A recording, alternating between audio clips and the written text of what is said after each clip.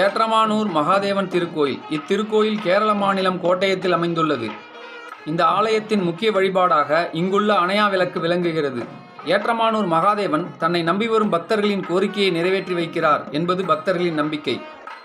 வட்ட வடிவில் செப்பு தகடு வேய்ந்த கருவறையில் லிங்க வடிவில் சிவபெருமான் காட்சி தருகிறார். கோவில் கருவறை தரைமட்டத்திலிருந்து சுமார் 6 அடி உயரத்திற்கு மேல் அமைக்கப்பட்டு அதில் 3 அடி உயரத்தில் சிவலிங்க ரூபத்தில் சிவபெருமான் காட்சி தருகிறார். கருவறையை ஒட்டியுள்ள தெற்கு புறத்தில் தட்சிணாமூர்த்தி காட்சி தருகிறார். வடக்கு பக்கம் சாஸ்தாவுக்கு தனி சன்னதி உள்ளது. கோவில் பிரகாரம் முழுக்க மரத்தினாலான சிறிய வேலைப்பாடுகள் காணப்படுகின்றன. மேலும் ஏராளமான சுவரோவியங்கள் காட்சி தருகின்றன. அதில் நடராஜர் சிவதாண்டவ படங்கள் அழகாக உள்ளன. ஆண்டுதோறும் பங்குனி மாதம் 10ஆம் நாள் விழா நடைபெறும்.